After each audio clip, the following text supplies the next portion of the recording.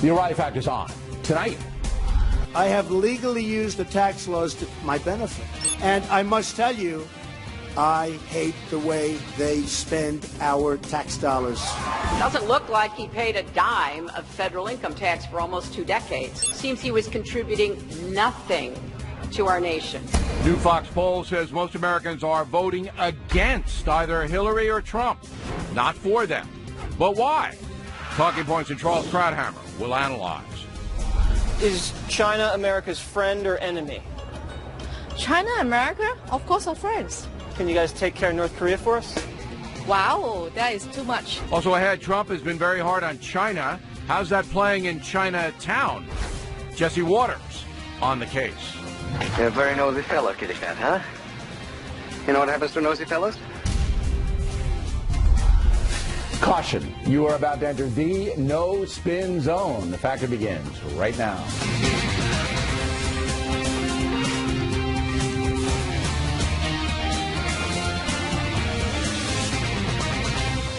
Hi, I'm Bill O'Reilly. Thanks for watching us tonight. Voting against a potential president, that is the subject of this evening's Talking Points memo. The latest Fox News poll has an intriguing question. What is your biggest motivation voting for president this year? Fear the other candidate wins, 57%. Enthusiasm for a candidate, just 39%. Well, that pretty much says it all. The majority of American voters are voting against rather than for Clinton or Trump. So why is that happening? Let's take Donald Trump first. His problems with voters originate in 2 areas. First, his business background. It is not compatible with politics. Business people like Trump, and to some extent Mitt Romney before him, maximize profits and promote their products, sometimes in flamboyant ways. Both of those things can be exploited politically. For example, when the New York Times reports that Donald Trump took a $900 million tax loss back in 1995, the paper does so in an accusatory way. But almost any corporation would do the same thing. If some of your enterprises tank, you are allowed to deduct the losses against future gains. That's a hallmark of our tax system in America. So, of course, Trump took advantage of his faltering casinos and wrote off gigantic losses. Fair-minded people can look at it 2 ways: that Trump is gaming the system because he's not upfront about his tax returns, or that he is to be admired for taking losses and then turning his companies around. As a responsible voter, how you see it is entirely up to you. But there's no question that Mr. Trump's getting hammered in the court of public opinion because his opposition is labeling him a business failure and a greed head. Whether Mr. Trump can overcome the New York Times report remains to be seen. It's the same on the woman issue. This whole Alicia Machado deal is basically a contrived situation. Ms. Machado despises Donald Trump, signed on with the Clinton campaign to disparage him. For his part, Trump does what he always does. He took a business situation, the Miss Universe pageant, which he owned, and tried to maximize publicity. So when Miss Machado gained some weight in the 1990s, Trump exploited it by taking her to the gym and getting media attention. If you know anything about Donald Trump, that's what he does. Gets attention, sometimes crass attention. So Trump is vulnerable because of his business background and his high-profile marketing strategies. And the Clinton campaign is using that to brand him a misogynist, among other things. Of course, the press is playing along with that. Yesterday, NBC's Chuck Todd tried to lay a trap for Rudy Giuliani about the woman issue and the Clinton marriage. She was wrong to stand by her husband? No, she was wrong to attack the victim. Are you the right person to level this charge? Yeah, I'm the right person to level this charge because I've never made such a charge, and I prosecuted people who committed rape. But your past, you have your own infidelity, sir. Well, everybody does, and I'm a Roman Catholic, and I confess those things to my priest. But I've never ever attacked someone who's been the victim of sexual abuse. Not only that, I've put people in jail who've been the victim of sexual abuse. All right. Well, and I've never participated in that. And I think you're bringing up my personal life really is kind of irrelevant to what Hillary Clinton did. She's running for president. I'm not.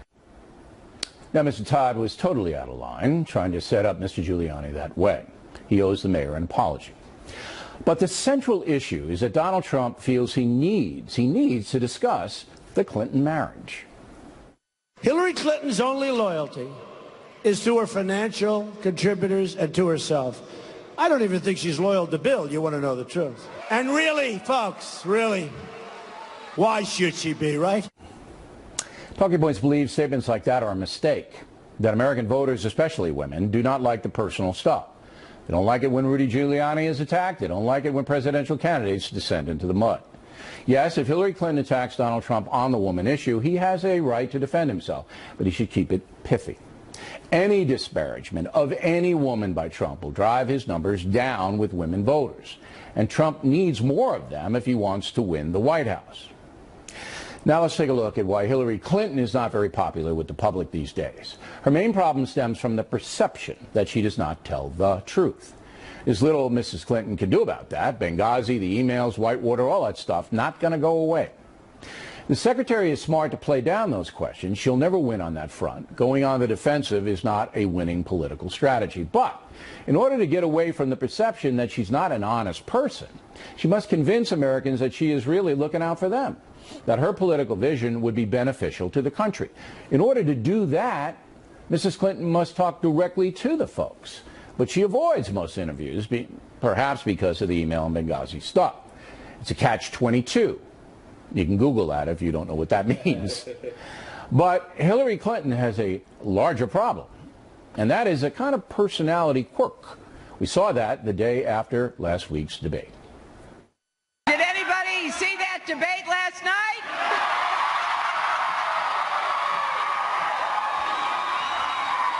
Oh, yes. Now, that looked an awful lot like gloating, which politicians can do to some extent, but it doesn't really help in the personality arena.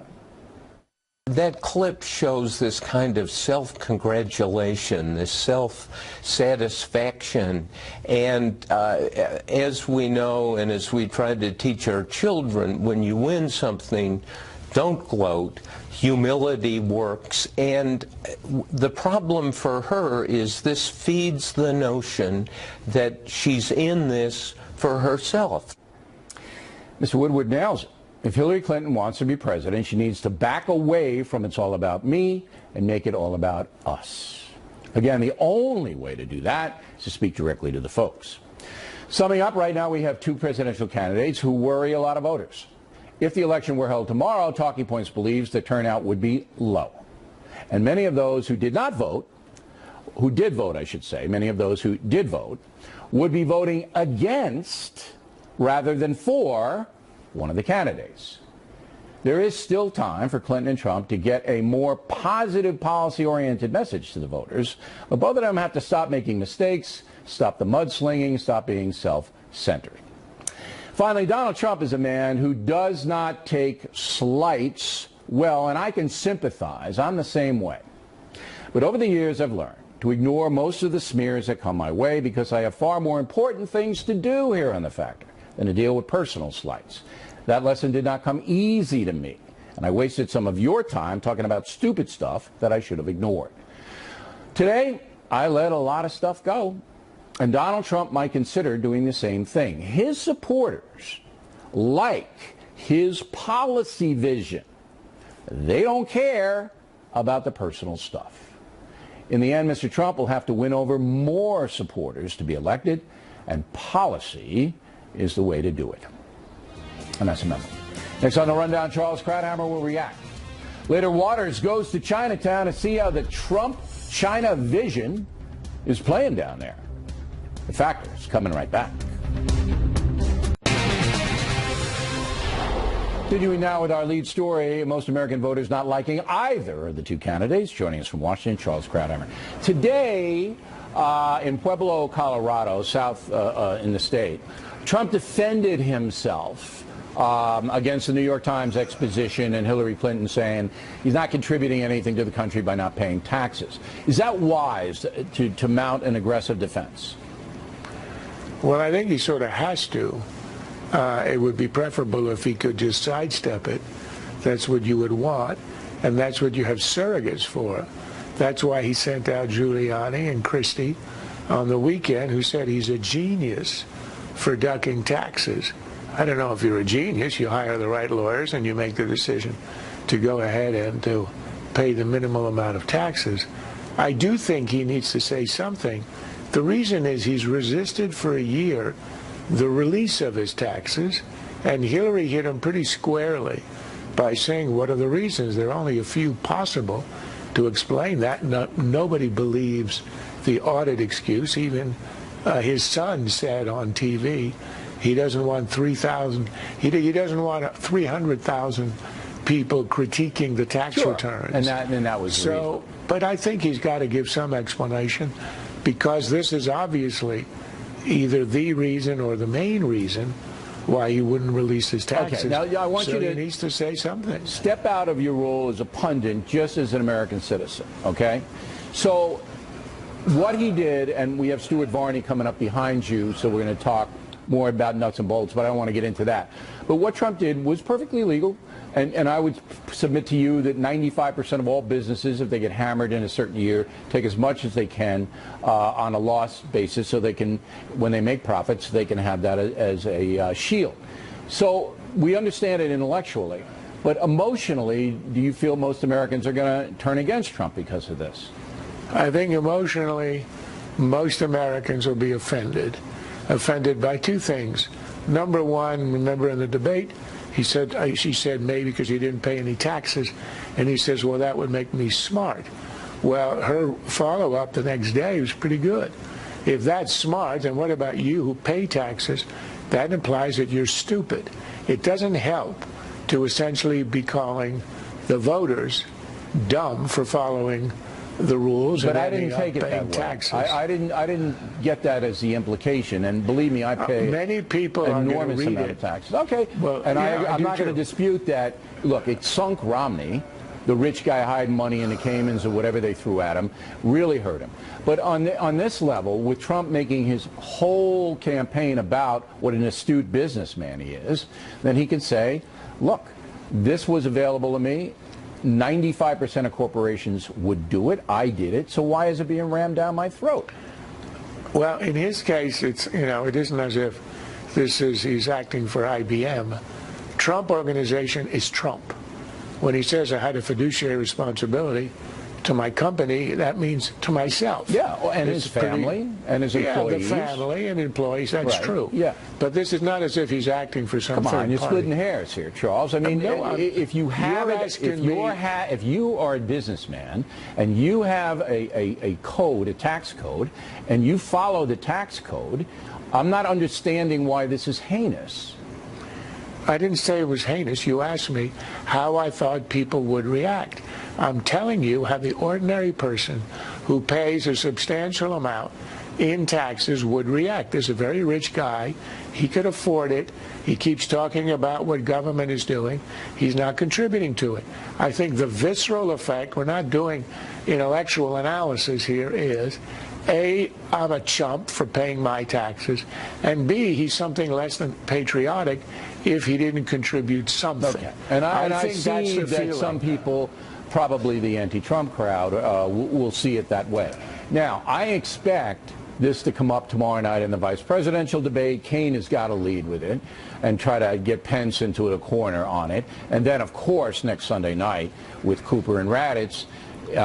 So is that fair, though? Hillary Clinton's got a lot of stuff in her closet that she did, but this might be all overridden by this tax thing.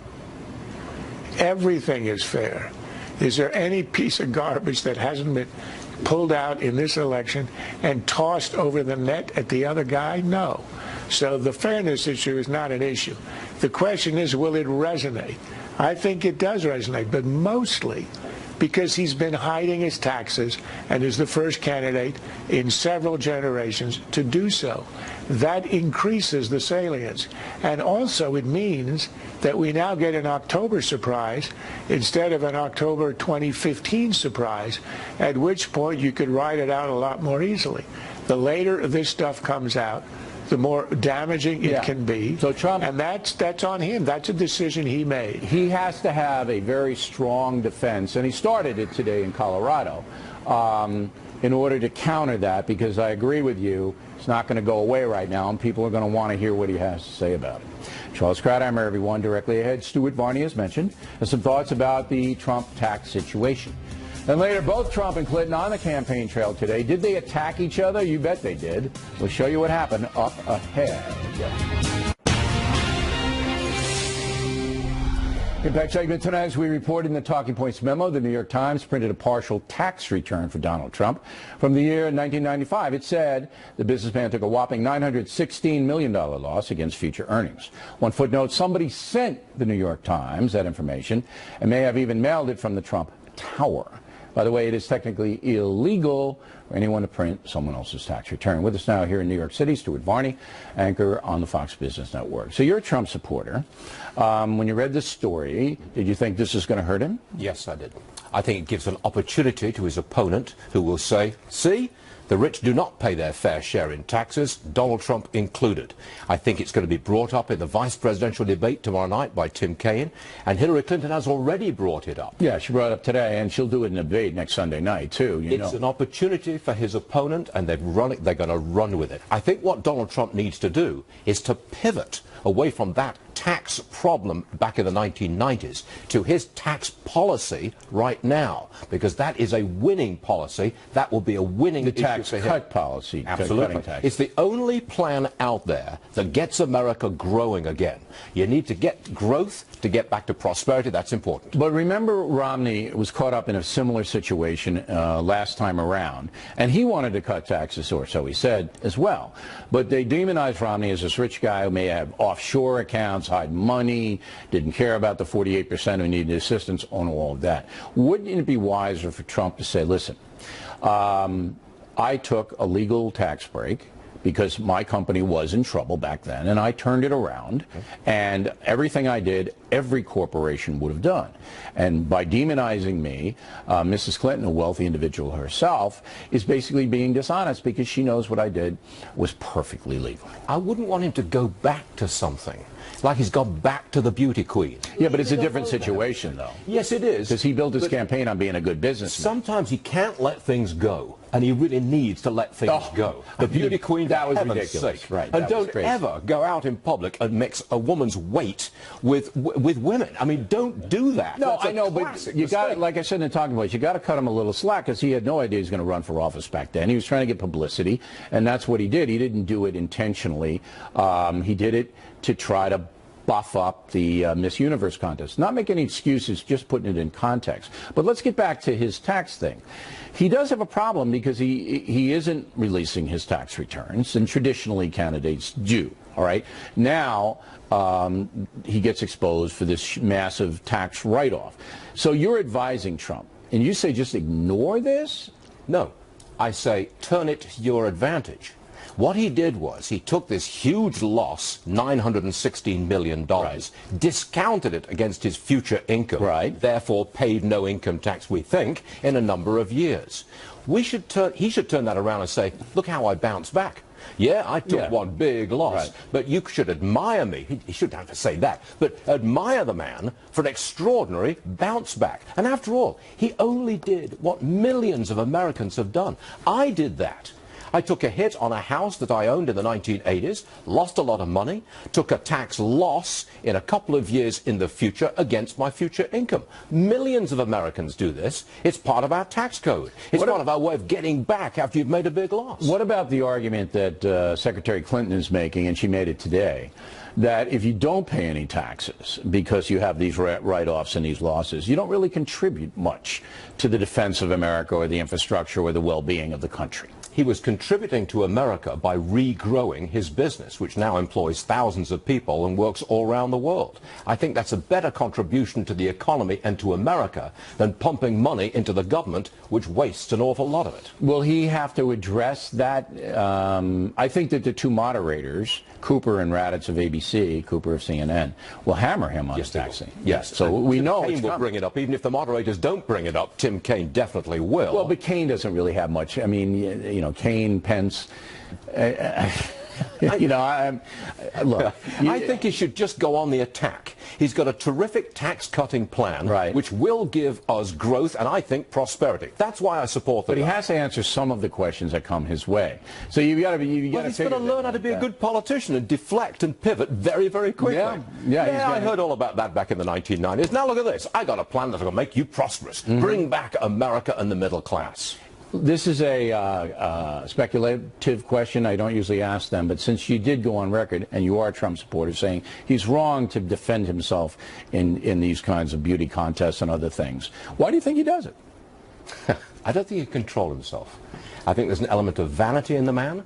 When attacked, he will punch back incessantly. See, that's always worked for him in business. Yes, but in the primaries it worked. But in politics, it doesn't always work. And in the presidential election, I don't think it works. He's got to learn how to give something up. When you've lost something, give it up. Move on. Turn positive. Pivot. All right, Stuart Varney, everyone. There he is. Plenty more Heads of Fact and moves along this evening. Does anyone care about the vice presidential debate tomorrow night?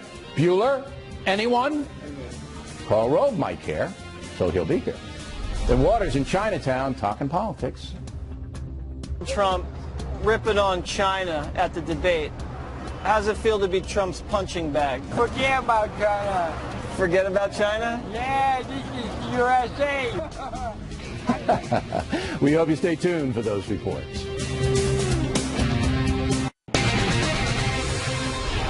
Campaign 2016 segment tonight. Both candidates, Clinton and Trump, running around doing events today. Here's some sound. I have legally used the tax laws to my benefit and to the benefit of my company, my investors, and my employees. I mean, honestly, I have brilliantly used those laws. In the debate, he said it was smart to avoid paying taxes. Yesterday, his campaign was bragging it makes him a genius.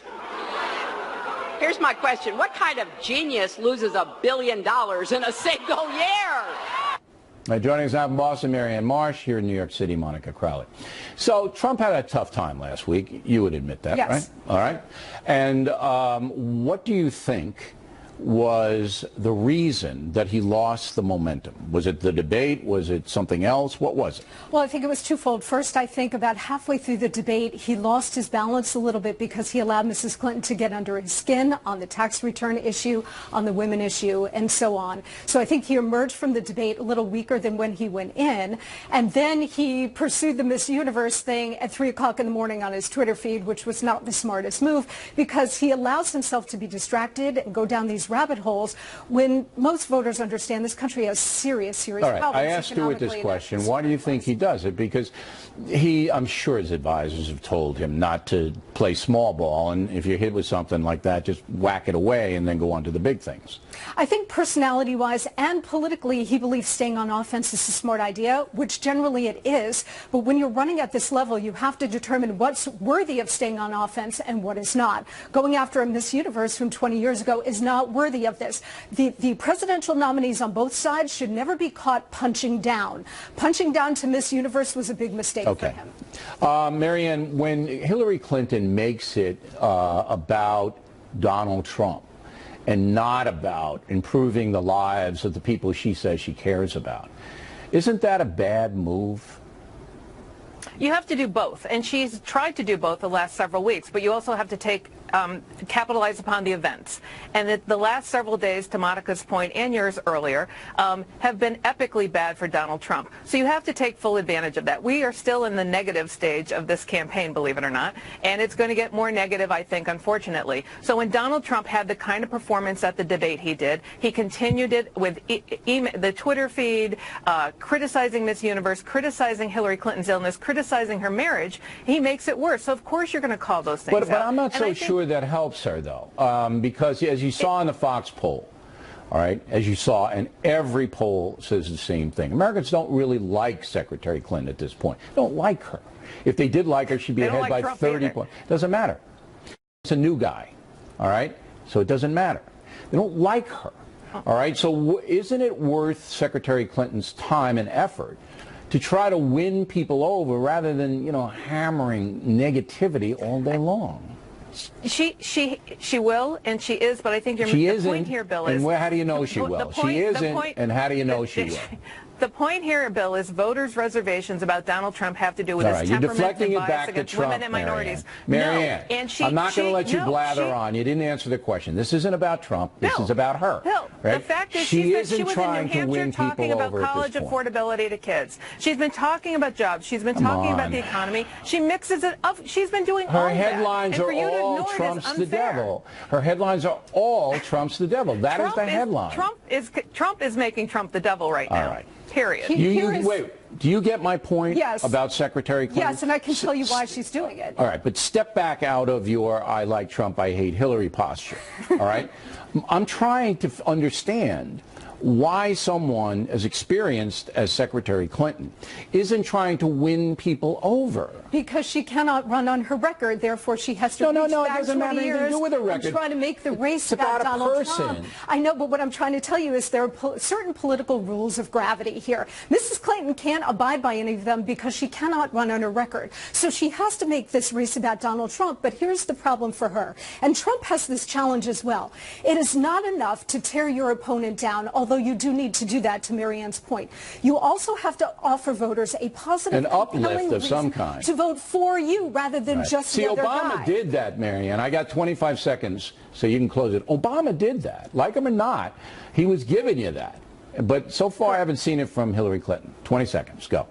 You have, and you will, and she will continue to. But you have to take advantage of the events in front of you. And last point, Bill, the fact is she's moved up in every single poll, nationally and in the battleground states that Except matter. one. So if it wasn't working, she wouldn't move up in the polls. Except one poll. Which one? Trustworthiness Ohio? has not moved up. All right, ladies, thanks very much.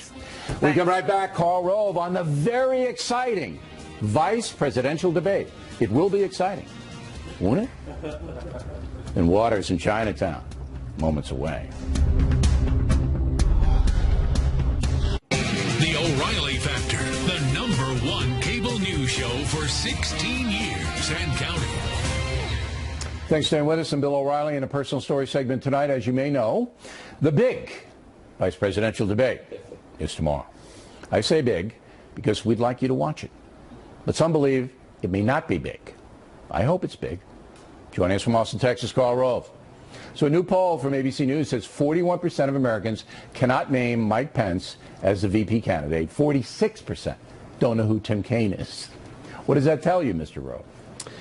Well, it tells me that tomorrow night's debate is going to be between what's his face and who's that guy. And but I still think it's going to generate a very large turnout because a lot of people, I think, are very interested in this election, and I think they want to hear from these two guys, and they're going to be, I think, pleasantly surprised. I think we'll have a civil debate with two people who come across as well-informed, thoughtful, and maybe even better spoken than their principals at the top of the ticket. Do you know if either of those two men, throughout their career, have ever run a Miss Universe contest? Have they? No, I don't think so. No. But Tim Kaine might have run the Miss Guatemala contest. No, he's a missionary down there. He was a missionary. I am confident that while he had no role in choosing it, that Governor Pence, as the governor of Indiana, awarded the Miss Indiana State Fair Corn Girl prize. So here it's a two-pronged sword. They're I think both are good guys and good public servants. Would you agree with that? Oh yeah, absolutely. Okay, both of them. But they're bland, and you know they're going to be echoing different things. Now, some people think that Kaine is going to go on the attack against Trump, ignore Pence, and just say, hey, the guy you're running with is X, Y, and Z. Do you expect that to happen? Oh, yeah, absolutely. And I expect Pence to largely ignore Kaine, except to the degree that he can lump Kaine and Clinton together, like in their support of Obamacare. They'll both try, and normally we've seen in vice presidential debates, they occasionally will take a whack at each other to sort of, show that there's a difference between them and their principle. For example, Kaine might go after Pence and say, well, you supported the Obamacare Medicaid expansion, unlike Trump. I mean, we may see a little of that, but it's inconsequential, unimportant. I think the main thing will be, what do these people leave in the impression about the person at the top of the ticket who picked them? And I think both of these people are going to cause people to say, well, you know what? Clinton did a pretty good job. Trump did a pretty good job. In fact, some people may say, geez, why aren't these guys at the top of the ticket instead of the people that we got? All right. So you think there's going to be a substantial audience tomorrow night? I think so, not because they know who's his face and what's his name. It's because the contest has drawn so much attention. Yeah. I just think it's going to naturally have a lot of people excited about watching it. And they expect you to be moderating it. That's what they've heard. I've given that out on the internet as best I can. If I moderate, it's totally different because I don't just ask questions, I debate answers. And that separates me from all the other moderators. And also, I'd be fair, which I don't think the moderators always are. On the debate thing, be careful because Candy Crowley debated that answer from Mitt Romney, so be a little careful. But I debate things fact-based, not you go. pulling stuff out of the wind. Now, you heard the discussion between Marianne and Monica, and my question went unanswered. I guess Monica answered a little bit, saying Hillary Clinton doesn't have much of a record to run on. Yeah. But I'm seeing, a very seasoned politician in Mrs. Clinton, and I'm not seeing a lot of effort to uplift her image as a person, not as a politician. Why do you think that's not happening? Well, I think Monica might be right that she doesn't have a lot to do there with that. There's not a lot of material to work with. On the other hand, the campaign may be understanding that and say, you know what, as long as he is out there talking about Miss Universe, Miss Venezuela's weight problem, and as long as he's out there talking about the tax problem, let's not use the limited amount of positive, forward-looking stuff we've got prematurely. They may be holding on to it after a moment after the second debate or the third debate where they say, wait, let's use it and use it now. They may not have a lot that they think will actually grab people and shake people up and say, this is a positive and optimistic vision for the future. But I agree with you. They got to have it. The winner is going to be the person that at the end of the day causes people to say, my future and the future of my family is going to be better because he or she is going to be the president. Let me leave you with one word of wisdom. Ready? I'm ready. One word. One. No. One phrase. You said one word. You said one word. Right, well, I'm correcting myself. At the end of the day, there is only night. Karl Rove, everyone. Waters on deck. He goes to Chinatown because Trump is hammering China. Waters is next.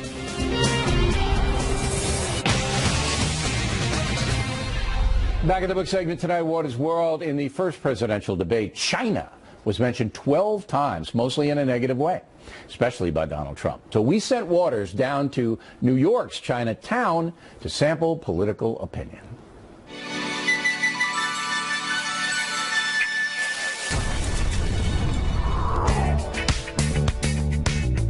Am I supposed to bow to say hello? 你好，你好。 I like these watches. Are they hot? JC Penney 398. Do you like Donald Trump? Yes, Hillary Clinton. Basically, it's the extension of Obama. Who are you going to vote for? Clinton's wife. Clinton's wife has a name. What is it? Oh, man. I forget it. Snap out of it. What do you think about Donald Trump? I don't like it. He has a big mouth. He can say what he wants. It doesn't really affect me. And I don't think he's going to win, so. Trump has been beating up on China. How does that make you feel? Speak! Speak! Why don't you speak? Donald Trump beating up on China at the debate. Is it the year of the dragon? Rabbit? Who are you going to vote for? I really don't want to vote for Trump, so Hillary. So China can keep ripping us off? I guess. Now Trump wants to build a wall to keep the Mexicans out. Mm-hmm. Square that circle. I like Donald Trump. Before I was a gambler. Jackpot. Is everything made in China now? Not everything. Tell me what's not made in China. I can't think of it right now. Me neither. I'm explaining to you because you look nervous. Is China America's friend or enemy? China, America? Of course are friends. Can you guys take care of North Korea for us? Wow, that is too much. Yikes. I guess frenemies? Frenemies? Do they call Chinese food in China just food? Do you have any traditional Chinese herbs for performance? I'm not gonna ask my parents about that. I meant on television. Oh, okay, okay. Was there a seed in that? Sweep the leg. Do you know karate? Yeah, I know. Hit my hand. That's nothing. Ouch. Okay. One.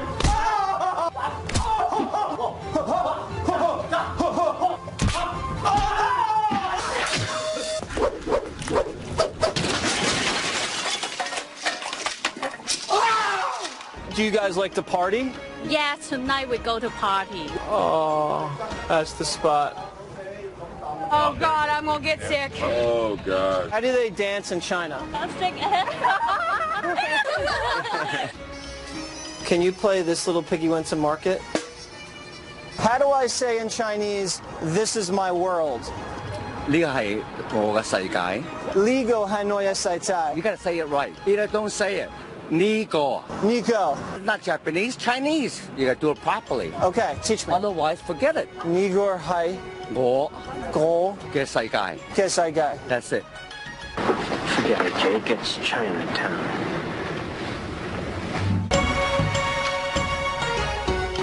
That last guy hated you. He did. Yeah, he did. One of many.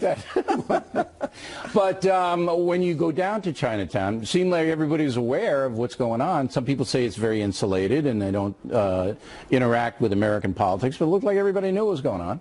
You thought people knew what was going on? Most of the people answered your questions in a direct way. A few people, the old lady, I don't think she knew. No, she didn't. They're such a polite people. They won't walk away or tell me to get out of here. They just sit there and they're say patient. nothing. They're patient. They want you to walk away because they don't have anything else to do. Right, but I get paid to not walk away, so they had no idea. But you weren't. It's gentle fun, so Yes. I know we're going to get letters. It's inevitable. But it was gentle. It was all in good fun. But most of the people that you spoke with, particularly the younger people, they knew what was going on. They did. I think it was probably 60-40 pro-Hillary, anti-Trump. You know, that surprised me. I didn't know Trump was going to do that well. Yeah. Jesse Waters, everyone. There he is. Factor tip of the day. Are you a real conservative? The tip, moments away. Factor tip of the day, defining a real conservative in a moment. But first, received an email from BillO'Reilly.com premium member Joe LaGras, who lives in Escondido, California, saying he's renewing his membership because he likes his own personal daily newscast, the No Spin News, and the message boards. Thanks for your loyalty, Joe. For the re-up, or if you sign up yourself, you get Killing the Rising Sun or any of my other books free of charge. Rising Sun remains the #1 nonfiction book in the world, although Bruce Springsteen will challenge that. We are ready for the boss and the brawl. Thanks again for all of you who are supporting the book. Now the mail. Jerry Mulchberger, born in Texas.